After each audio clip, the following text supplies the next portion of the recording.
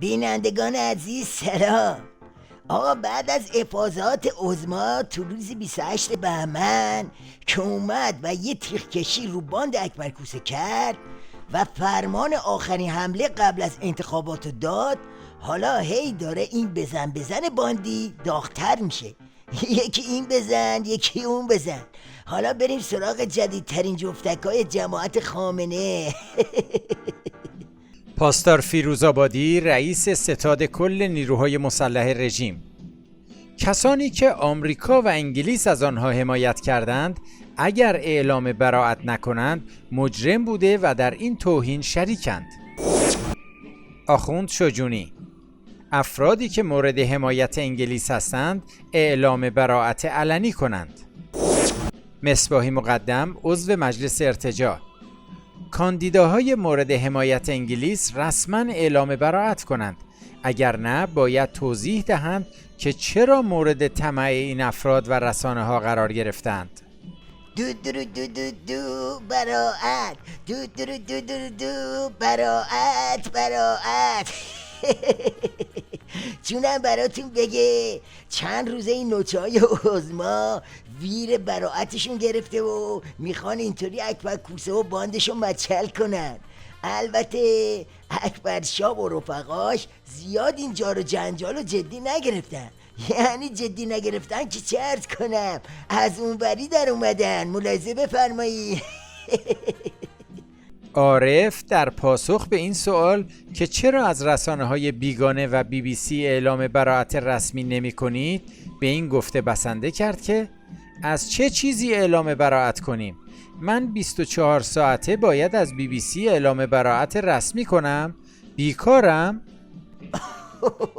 24 ساعته کدومه؟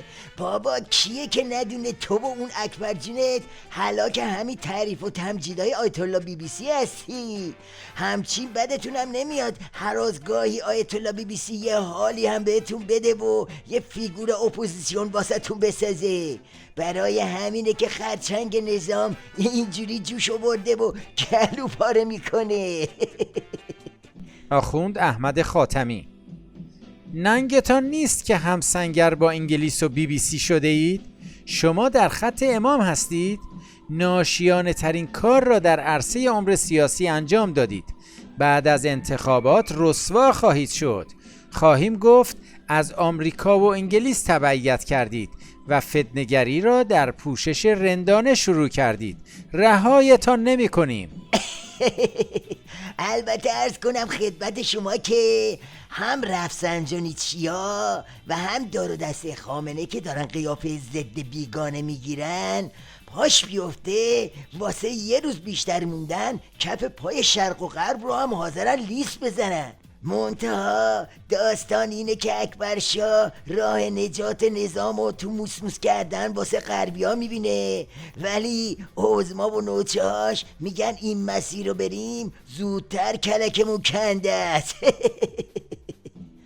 کیهان خامنه‌ای 2 اسفند: انگلیس و آمریکا از مدت‌ها قبل روی برخی از جریانات سرمایه گذاری کردند تا نسل جدید نوکران را تربیت کرده باشند و حالا چون به نظرشان میرسد که وقت مناسب کودتاست اسم رمز را از بلندگوی رسانه‌ای روباه پیر می‌خوانند و رسماً الگوی رأی دادن و رأی ندادن برای مردم ترسیم می‌کنند. آقا براءت و این حرفا همش پوش قضیه است. اصل داستان همون لحاف ملاست. این جماعت دنبال قدرتن، دنبال هژمونی هن.